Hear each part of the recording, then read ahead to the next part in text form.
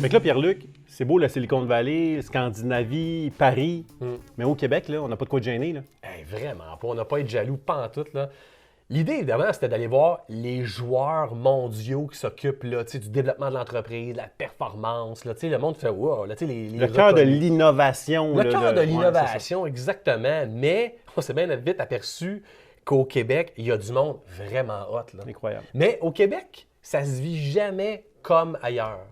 T'sais, le monde le dit, là, c'est vrai, là, ce qui se vit à Silicon Valley, dans certains domaines, au Québec, ça arrive un peu après. On ne vit pas la même réalité. Là. La pénurie de main-d'œuvre, nous autres, ça vient d'arriver depuis quelques années. Ça faisait longtemps qu'eux autres le vivaient. Mais il y a bien des affaires qui se vivent au Québec qu'eux autres ont vécu aussi après. Il ne faut pas se le cacher. Là. Le manufacturier comme nous, on le connaît. Et je te dirais qu'au Québec, mon idée, c'était, puis tu as fait partie de ça avec moi quand même, c'est d'aller chercher les cultures d'entreprise, les entrepreneurs, les personnalités en ressources humaines, le monde qui parle de la mobilisation de leurs équipes. Là, je veux tout aller les traquer, les rencontrer. Exactement. Et ce que j'ai trouvé ça capoté, m'apercevoir qu'à quel point au Québec, ce qui nous marque, là, ce qui est vraiment intéressant, c'est quel secteur varié on a. Tu sais, je veux pas, là, Silicon Valley, c'est tout du TI, c'est tout du monde en technologie. C'est très techno. Silicon Valley, c'est pas pour rien qu'ils l'appellent comme ça. Au Québec, pas du tout.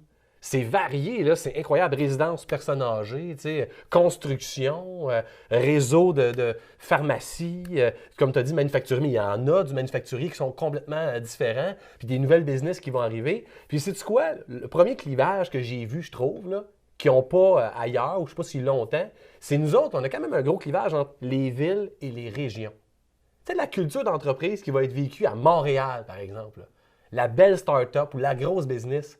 Mais c'est pas ça que nous autres, on vit là, à Sainte-Flavie. Tu comprends ce que je veux dire? C'est pas la même réalité. Ouais, on en connaît des business là, sont à une demi-heure de Joliette. Puis pour eux autres, là, sont une demi-heure déjà trop loin de Joliette pour aller chercher une équipe là, du monde. Puis d'ailleurs, cette entreprise-là me disait, il y a comme 80 % de leur staff qui font près de 30 minutes pour venir travailler soir et matin. C'est 30 minutes de trop, des fois. Et plus. Fait que là, tu fais comme, hey boy, OK. Comment tu fais pour forger une culture d'entreprise dans cette réalité-là, quand même? Là, mais il faut les nommer. Vous allez voir, on va les décortiquer ensemble. Là. Mais on pense, par exemple, moi, j'ai fait des rencontres incroyables. Là. Beaucoup de femmes aussi. C'est vrai. Hein, je tiens à le dire, là, officiellement, à la fin. Là, nos femmes entrepreneurs, ils ont compris la culture avant nous autres. Les gars, ça va bien, c'est correct. Continuez, lâchez pas. Mais quand vous entendez parler d'une conférencière ou d'une entrepreneure, écoutez-la. Parce qu'il y a vraiment de quoi dire. Je pense à une femme comme France Lavoie de Devicom au Saguenay. Pourquoi? Pour son nouveau système de gestion. Je pense à Mirego à Québec, une firme numérique qui ont fait même un chalet pour accueillir leurs nouveaux employés, en fait, et tout le monde. C'est incroyable.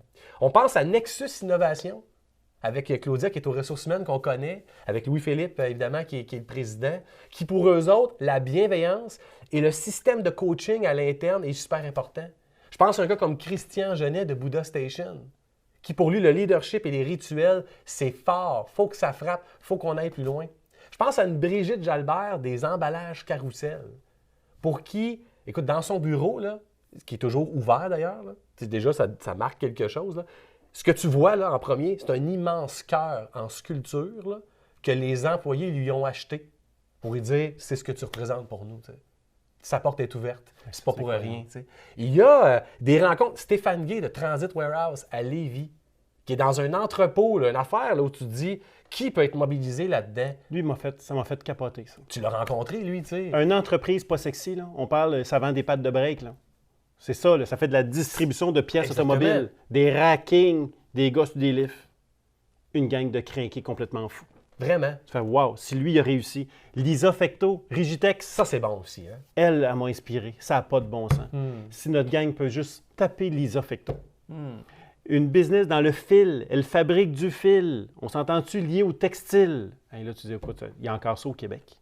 Écoute, je ne sais pas comment elle fait. Elle fait maintenant 100% confiance à son équipe, au point qu'elle m'a même dit, Martin, je suis rendu une nuisance pour ma propre entreprise. Elle dit, quand je rentre dans mon entreprise, je deviens encore le pôle décisionnaire. Je veux pas ça. Fait qu'elle dit, j'essaie d'y aller le moins possible. Ils sont tellement extraordinaires, ma gang. On ne parle pas d'une entreprise de 10 employés. Non. Okay? Au-dessus de 100, c'est pas 200 employés. C'est extraordinaire. Vraiment. On a ça au Québec? Vraiment. On pense aussi, par exemple, à Dominique Laverdure de Rouge Marketing, d'une agence marketing qui a dit « Moi, j'ai quitté la grande agence, la ville, pour emmener le monde en région. Puis il y a une notion qu'elle a apprise et qu'elle développe, c'est la liberté. Comment qu'on fait? Parce que souvent, le travail, ça nous ligote, là, dans un horaire, dans des règles. J'apprends à défaire ça, à donner de la liberté à mon monde. Ça vient avec la confiance aussi. T'sais. Écoute, une série de rencontres, bizarrement, là, pour faire un vrai voyage de culture, Martin, ça ne prend pas un billet d'avion ni un campeur. Ça prend une rencontre avec des gens qui ont à cœur leur équipe puis qui veulent aller plus loin que juste leur fournir un emploi, faire partie d'un schéma, leur donner un rôle. Ils veulent créer une communauté. Ils veulent triper ensemble. C'est pour ça que le travail devient un prétexte. C'est ça un peu le point commun. Puis il y a de la belle business au Québec qui nous a influencés, qui continue à nous influencer. On a un peu le même but, cette communauté-là. Cette espèce de rencontre entre entrepreneurs qui, en ce moment, sont ultra innovants, comme ceux qui nous écoutent. Ceux-là qui ont compris que dans l'avenir, qui va gagner en 2025, qui va gagner en 2030, c'est le gars qui a compris à faire sa gestion humaine. OK? C'est plus du dispatch. On n'est plus des dispatchers de tâches. Mais ces entreprises-là, c'est justement ce qu'on est en train de faire avec Apiculture, c'est de créer cette espèce de collectivité-là, puis de mettre en contact nos entreprises avec d'autres entrepreneurs incroyables pour justement créer ce virage-là. Tu as raison de le dire, parce que ça va certainement nous arriver de vous dire, toi, là, il faut que tu parles à lui ou à elle. T'sais, on va vous mettre en lien, ça c'est sûr. Exact. Mais tu sais, je pense à Anthony Vandram de Poche et Fils, où leur mission première, dans l'humour, là, c'est de créer des relations là, qui vont être vraiment cool. C'est ça leur objectif. Méchant crinqué. On pense à Carl Goyette de Gourou. C'est vrai.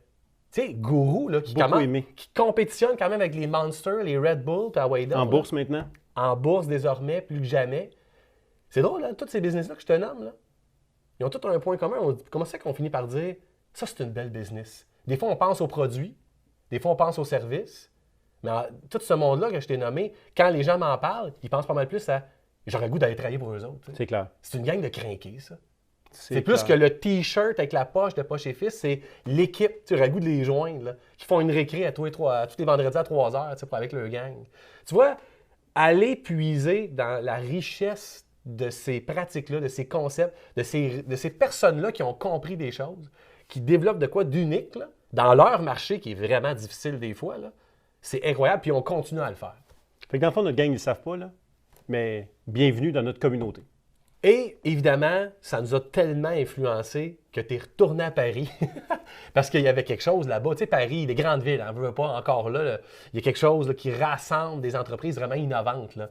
Raconte-nous ça là, rapidement, là, ça t'a marqué quand même. Là. Ben oui, en début d'année 2020, écoute, des opportunités avec des clients là-bas. On finit encore une fois à Paris. Je rencontre des heures, une entreprise de coworking qui s'appelle De Bureau. Je finis à Airbnb qui m'invite dans un événement privé avec plein d'entrepreneurs. Airbnb Paris, hein? Airbnb Paris, qui en passant, un des pôles principaux de Airbnb. Puis tu dis Deezer, lui, c'est comme un peu le... C'est la musique. Spotify. Spotify, okay, compétiteur de Spotify. Ah, oui. Mais lui, ce qu'il me disait, il dit, Martin, pourquoi qu'on explose? Spotify a perdu sa chimie, sa famille qui était. Puis nous, Deezer, il dit, c'est ça notre... Quand tu fais affaire avec Deezer, tu fais affaire avec une famille, puis on ne veut jamais perdre ça. Puis écoute, leur business explose. Moi, à l'époque, quand je les ai rencontrés, ils étaient dans 52, 56 pays. Écoute, c'est impressionnant, ils prennent beaucoup de parts de marché. Mais j'ai rencontré d'autres, le The Little Paris, incroyable. Okay? Un espèce de blog. Ils ont au-dessus de 5 millions de membres. Wow. C'est impressionnant. Tu aurais dû voir les bureaux là-dedans. J'ai parlé à l'employé 1. Le premier, là. La première employée. Elle dit, j'ai été la première. Puis écoute, elle m'a fait le privilège de prendre du temps pour moi, de m'expliquer l'ADN. Puis elle, sa mission au quotidien, OK, c'est sa job. Elle doit s'arranger de ne jamais perdre, que l'équipe ou que The Little Paris perde cette chimie-là qu'elle avait au début. Ce qui l'a attiré, c'est que quand on était 2, 3, 5 employés, elle dit, moi, mon travail au quotidien, c'est de garder cette même énergie-là, cette magie-là. Mon travail au quotidien, c'est que maintenant qu'on est des centaines d'employés, je me dois de la conserver. Hey, c'est impressionnant. Vraiment? Il y a un poste, OK? Autrement dit, quand moi plutôt un poste culture, mais autrement dit, c'est garder la magie de départ. Mais j'ai eu le privilège, j'ai rencontré Serge Serge Trigano. Il a démarré quoi? L'entreprise que tu connais. Le Club Med. T'es donc. Je le sais. Ah, yes. Mais les gens ne le savent pas, en effet. La famille Trigano, c'est eux qui ont créé le Club Med dans les années, je ne veux pas me lancer, là, je pense, années 50 dans ce coin-là. Un concept différent de voyage. Complètement. OK? Basé. C'était très humble comme concept, la façon que ça a été lancé. Puis, j'ai rencontré cet homme-là, mais qui a vendu il y a quelques années. Maintenant, propriétaire d'une chaîne, revient dans l'univers de l'hôtellerie avec une chaîne d'hôtels qui s'appelle Mama Shelter. Mama Shelter. Le concept, c'est Mama Loves You. Puis, j'ai rencontré cet homme-là, homme de peu de mots. Je te le dirais, mais j'étais quand même assez impressionné de rencontrer, qui a pris du temps. Il dit, quand j'ai vu Happy Culture, il dit, Martin, pour être honnête, j'avais pas le temps de te rencontrer, mais il dit, moi, le bonheur, c'est mon fondement. J'ai décidé de prendre du temps pour toi aujourd'hui.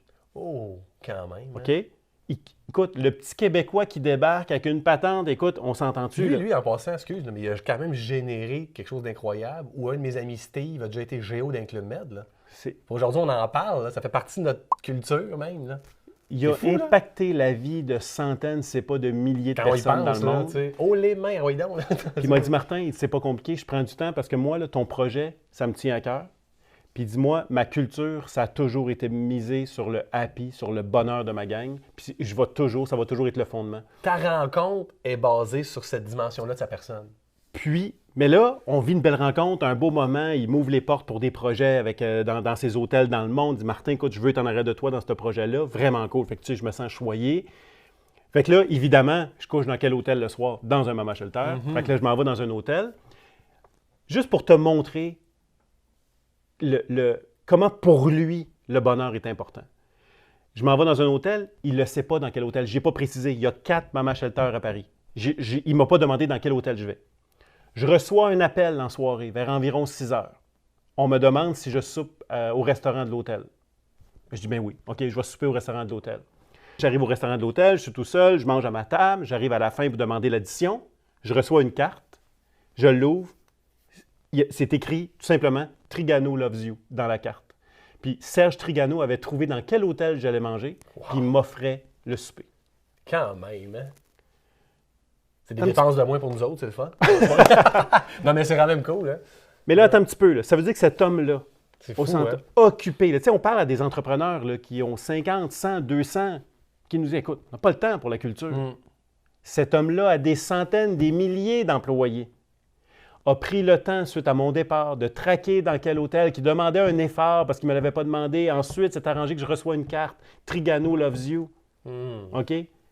Puis Serge Trigano m'offrait le souper. Là, tu sais, quand on dit que les bottines sur les babines, c'est fou, hein? J'étais devant un homme de cœur, c'était extraordinaire. Pourquoi, Pierre-Luc, tu penses que tous ces projets, c'est un coup de circuit? C'est appuyé. Okay? Hein? C'est appuyé. Ça reste un modèle d'affaires agressif. C'est un gars de croissance, c'est un gars qui a de l'impact mondial avec ses projets, mais dans les petits détails comme Trigano loves you, je t'offre le lunch, ça lève. Là, ça lève. Il a d'ailleurs écrit un livre qui porte le même titre. Trigano loves you. Il vient de lancer ça. C'est cool. Fait que j'avais la préface de son livre, je ne le savais pas. C'est super intéressant. Et Martin, on l'annonce, on va continuer de le faire. Il nous attend plein d'autres voyages. Il y en a plein d'endroits dans le monde où il parle de culture d'entreprise, de visites d'entreprises à faire, mais aussi de communautés qui vont se créer. Par exemple, il y a The Unstoppable Cultures Fellowship au Nouveau-Mexique. On va aller là. Il y a le Disney Institute aussi. On va aller là. Exact. Je suis déjà allé au Global Leadership Summit à Chicago. J'étais allé puiser les meilleures choses là-dessus. Il faut continuer à traquer tout ce qui se dit sur la culture d'entreprise, le leadership et la mobilisation au travail à travers le monde. Tu sais, Pierre-Luc, là, je dis tout le temps, si tout ce qu'on connaît se passe entre Belleuil et Rimouski, on va offrir quoi comme formation à notre gang? Du stock qui existe entre Belleuil et Rimouski. Mais notre vision mondiale, cette chasse-là qu'on fait constamment, puis on sait que nos entrepreneurs, ils n'auront pas le temps d'aller tout faire, ces académies-là. On peut-tu le faire pour eux autres, aller leur partager la crème de la crème? Bien, c'est ça, faire affaire avec Apiculture.